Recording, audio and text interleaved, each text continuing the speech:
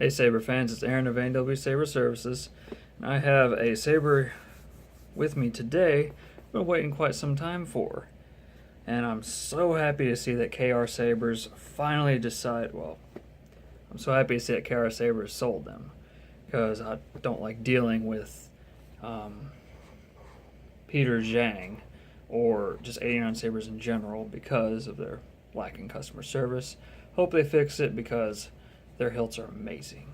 But without further ado, this wonderful presented box by 89 Sabers. As always, fantastic, just wonderful. Nice foam insert. And for this, I did buy the accuracy upgrade mainly for the gray wire, but whatever. So, whoops. There's one set of grips, two sets of grips, three sets of grips, and greeblies and accessories. You can see it comes in that lovely foam insert, just like it always does with 89 Sabers. I love those foam inserts. Now I have taken a little bit of time with this. Disassembled it, reassembled it, and there is a lot that I like about this. The one thing I can say that I don't really like right off the bat is the micro flash label, and it does seem to wobble. It does seem like it's made of metal, and it does seem like it's bolted into the Saber. So I'm pretty sure that if you take that out, you're probably going to have some notches in there. Unless it, yeah, even if it unscrews, you're going to have screws there. But overall, this is beautiful, absolutely beautiful. It's got a nice heft to it. I'd say it might weigh about 1.5 pounds possibly. It is chrome-plated brass. Let's see where to start. Guess I'll start at the emitter and work my way down. It comes with, let me just take all these greeblies out. Actually, I'll show you the grips first. So these are the ESP grips. You can see they're about standard size. However, they're rubber. Just like the 89 Sabers Graflex grips, which I didn't much care for. You got your New Hope grips. And you have your lovely, I believe they're Rogue Ones grips. I don't know, don't quote me on that. But either way, I can't remember which one has the screws.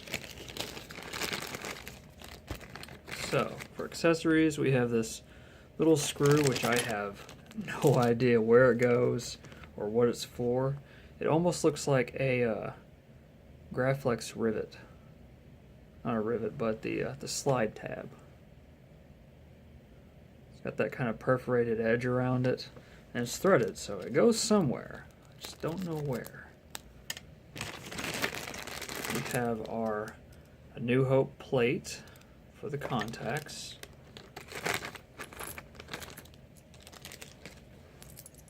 Have an extra brown wire.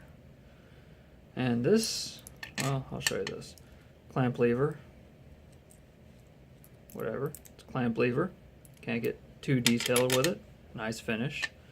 I noticed that the two thumb screws that come with it, one is diamond knurled and one is straight knurled, if that makes any sense.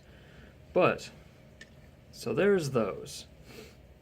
Now, the knurled screw up here is the only thing holding on the shroud. There's no hole for the knurled screw neither. I can't say that I really like that, but I guess it works well as a set screw type deal. Because, I mean, unless you really jerk on this, it's not going anywhere. So you'll have to actually want to take it off, which I don't see any reason to. And you'll see I did get the blade plug with it, of course. So, there's that. There's the shroud. The shroud is wonderful. I really like the shroud. It's got that nice textured feel to it. I'm sure other people will prefer even more of a textured feel to it. D-ring rotates back and forth, no problem. I barely have someone unscrewed. You got your holes in it. through and through. It's got a nice textured feel to it. It's absolutely wonderful overall. Then we have blade retention, which I will likely need a flathead for. Essentially, you need two flatheads for this. I have one that is super, super, super tiny and super thin, and I have another one that's bulkier. I think this is the one that I need. But blade retention is those. It's those two screws.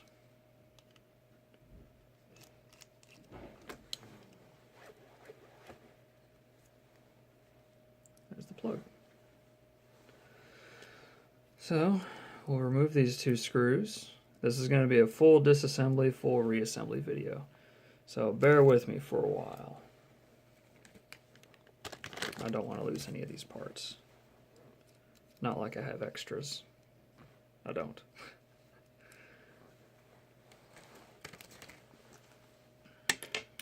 So, of course, I'll have to take out the plastic inserts.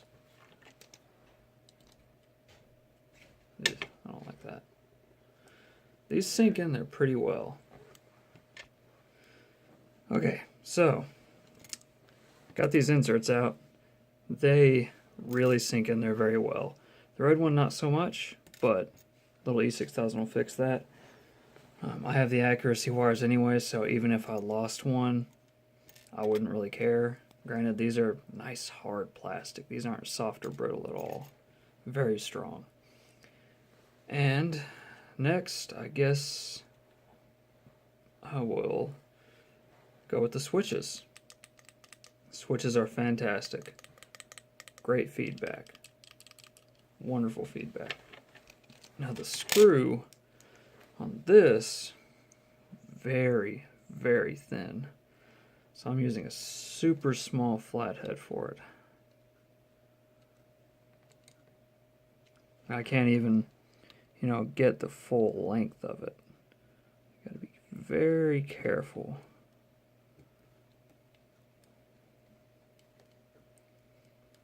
Not to jack up the flathead. I care less about the flathead personally. It's more about the screw I worry about.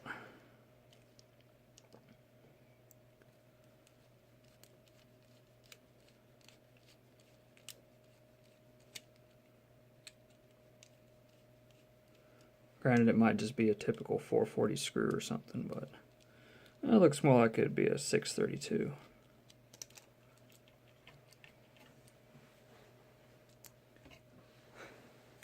Cat's trying to mess with the tweezers. She is like starving for attention or something. Like I've never pet her in her entire life. You got your two screws for the switches. Got your nice little plungers.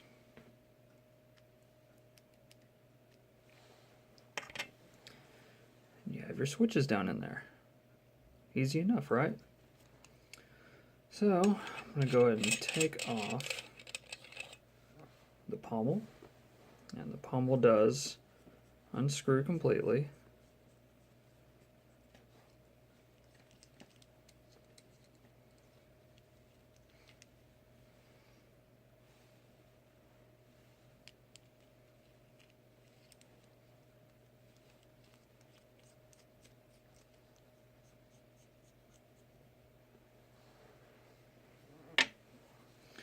And the grip section, I notice on the clamp there's an inside rubber piece and then you got the metal outer piece.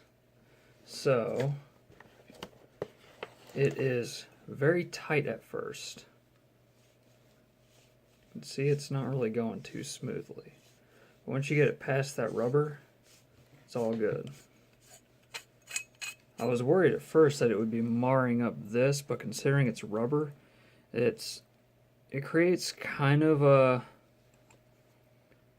rubbed pattern on it, but you're not going to see it whenever it's screwed on anyways. So I mean, it's not bad neither. You can kind of see it up on that lip. It's very, very, very faint. Now, Well, we're getting down to almost nothing now, right? Not sure if I'm going to be able to get this off without... Let me try these. So, naturally, this unscrews on both sides, but... Or not both sides, but it unscrews here. And you can actually take, like... If you really need to get it off, like, it's tight. It's very tight right now from, you know, the bubble strip isn't going anywhere. Well, you can get it out, but you have to force it. Let's see, I think, yeah, I can get the actual internals out without removing the clamp.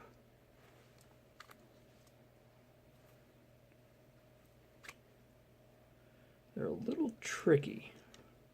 It's a very tight fit.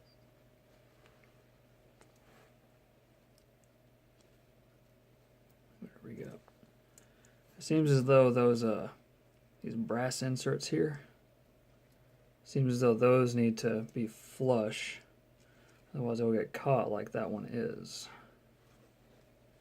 Maybe not flush, but as far down as you can get them, more or less.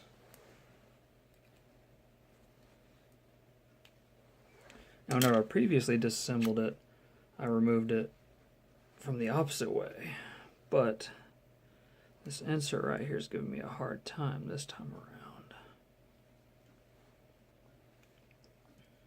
Yeah, that's the only thing blocking it. I wonder if it's possible to take those out.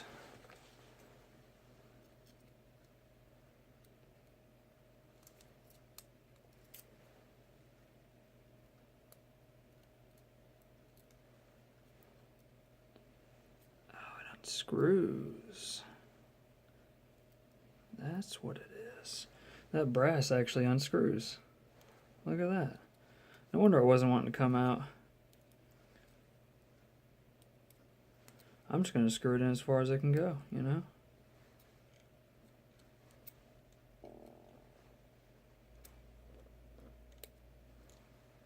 So I was able to get it out last time, but not this time.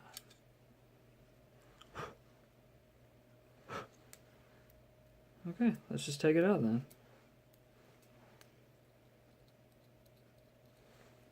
Just want to make sure I don't lose the little sucker, you know? Because that is definitely not a replica part that you're going to find anywhere. Contact Peter and be like, hey, I need another one of these, but good luck with that. So yeah, this little bitty brass part is actually threaded where the wire holder sits. So, slides out. Not easy, but yeah, you have your internals. And first time I did this, I was under the assumption I needed to remove the clamp. No, not necessary. I think the only way it would be necessary is if you wanted to run switches through here, but it's all enclosed. So, I mean, whenever you have the bottom on, it is completely enclosed, just like a Graflex replica. So unless you do some drilling into this nice chrome, yeah, you're going to, it'll be pucker time, pretty much. Now, the blade holder, you have that, keep moving my charger, sorry. That blade holder, it's got that nice... It's actually like textured material. You can hear it moving around. It's fantastic. The switches, great. It looks like there's two sets of contacts here. Assuming one set's probably for, I'm willing to bet, the top. And the other set's probably for the bottom. And of course you can take them out via that screw. Now I haven't messed around with taking any of this apart. It looks like, looking at it straight on, you know, you have your insert here for ESP or A New Hope. Looks like you have screws along the top where I'm assuming you can just, it looks like you can remove these flathead screws and probably just take off this chrome part. Don't see any advantage to doing that aside from probably nothing. That's probably just there to hold that in because it's chrome plated. It looks as though you have your 2 screws here for blade retention, your brass there. So your LED retention screw is right there. Looks like probably a 632 or 440, considering this is coming from 89sabers. It's probably metric. Maybe an M3. I don't know. I usually don't do metric.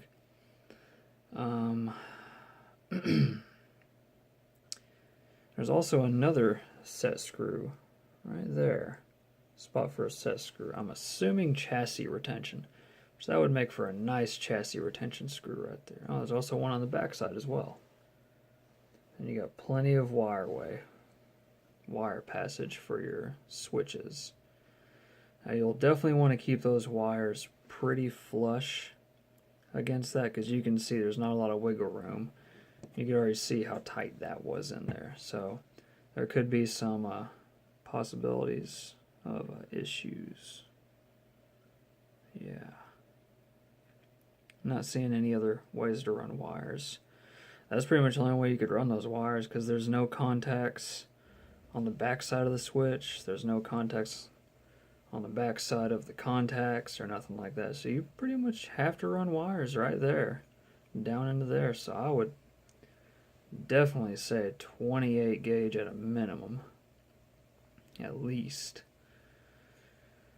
Let's see, is there anything else I can go over? These little inserts fit like a glove. There's ESB. Here's A New Hope. Very, very well done.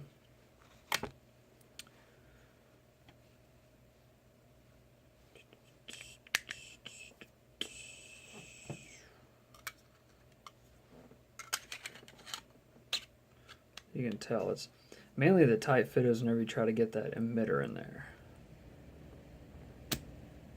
Yeah, it's really tight.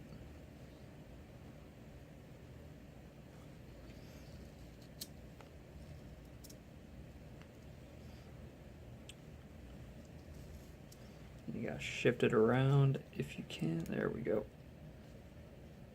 She's a tight one, man. She is.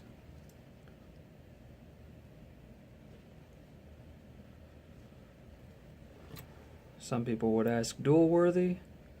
I would say, it's up to you. It's your saber. Me, even though it's a 1-inch blade holder, no, definitely not. This is way too beautiful. Way too beautiful. So, I got that back in there. That was fun, right? I've always enjoyed taking things apart like this. It's just putting them back together without messing them up. That's the real ticker. So I'm going to put the brass part back in first. Might as well. Make sure you want to get that notch on the right side.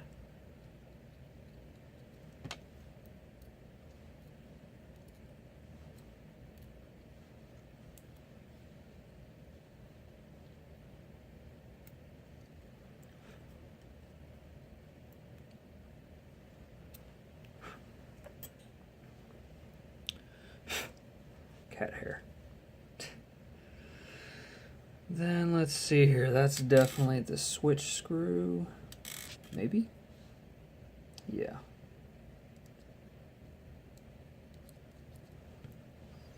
Go ahead and put the, oh no, switch screw. Definitely. Yep. You can definitely tell the difference in between the switch screws and the blade retention screws. Just, yeah, it's not really focusing too well. There's way more room to work with on the blade retention screws for sure. Now whenever I reassembled this first, I put the switch section back on first because it snaps into place real nice. I like that. Because the shroud will want to, it probably doesn't really matter, to be right honest.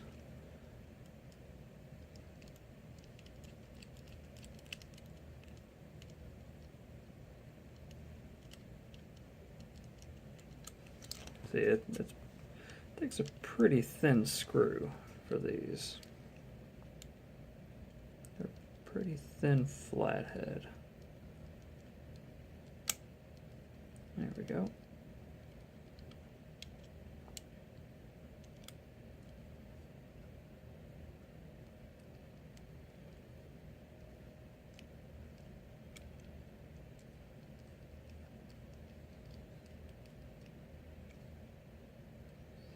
Mainly wanted to do this video for demonstration purposes.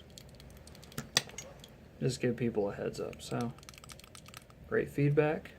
This is actually pretty easy to disassemble and reassemble. Just kind of got to be careful, you know? We're not playing with a Black Series Hasbro here.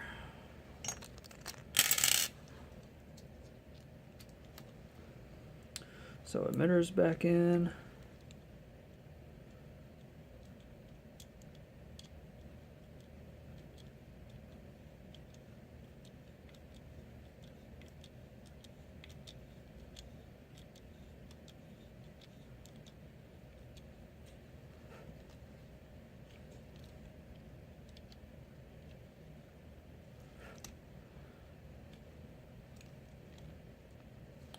I would probably say to redo these blade retention screws as far down as they need to go for the blade, and then put the shroud back on. Because yeah, those can scrape against that shroud, and you don't want that. You want to keep your shroud nice, black, and pretty. Now this is a personal saber for me. I'm going to be keeping this for a very long time, because this is my favorite ESB saber.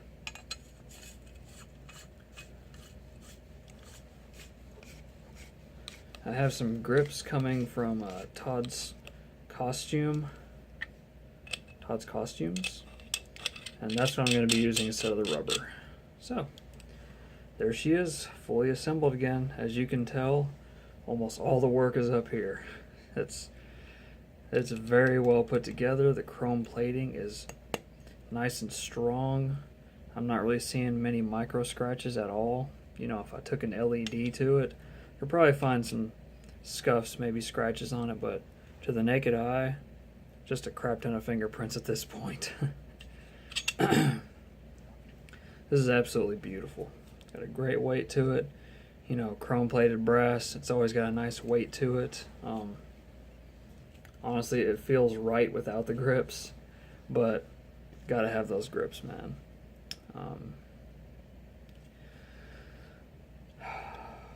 Anything else I need to go over on this? I think that about covers it.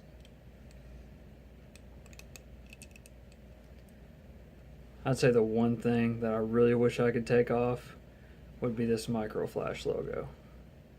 Just cause, you know, I looked from the inside, I don't see any screw holes on the inside. I wish this was just a sticker, but it's not. That is metal, definitely. Aluminum of some sort. So I'll just keep it on there because I don't want a couple big old holes in it.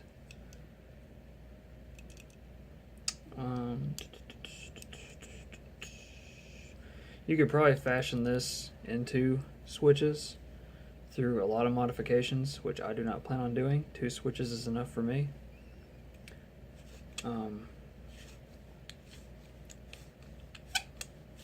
Fairly easy chassis access. I'm sure somebody will come out with a chassis for it eventually. One thing I noticed about the inner tube is that you can see the inner rings on the inside. It's almost like it was made for a specific chassis because it like divots out quite a bit. So I mean, I'm not sure. I'm not a chassis designer. I'm an installer. I would love to get into 3D printing one day because it's a super cool feature, but yeah, I mean, you could definitely slap a battery partially, probably up till about the end of the clamp section, then have your LED retention, and the rest would be blade, and you still have that nice shine through in the holes left and right, probably through the those as yeah, definitely through those. So you could probably have your battery down to, you know, about here for an 18650. You could probably get away with a 26650 or more logical 21700 if done right.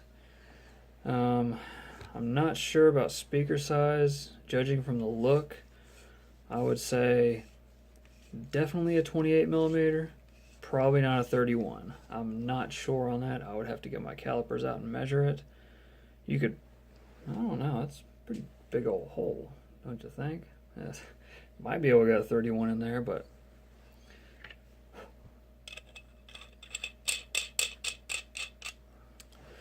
Profi install, you betcha, always. But yeah, I hope this helped anybody who needed it, and to anybody else who out there who got this, congrats, it's a beauty. The switch setup alone is worth the price tag over Corbanth. No offense, Corbanth 2.0 is fantastic, but this hits all the right spots. It really does. And I'm definitely keeping it in ESB. Once I get those grips in, I'm going to throw them on there, probably with some double-sided tape just to make my life easier, and call it a day. I think I went over everything I possibly could here. You know, these inserts go in there super easy. It's press fit. You're done. These hard plastic ones, these go in there really hard. I actually had to pry those out a little bit. And I noticed this chrome plating is very resilient, like it should be. You know, I have other sabers like the Tuscan Slayer by Watto's Junkyard, and that's really prone to micro scratches, but I don't care. It's freaking worth it. It's a beautiful saber overall. But yeah, I hope you enjoyed. Hope it helped. And until next time, Saber fans, may the force be with you always.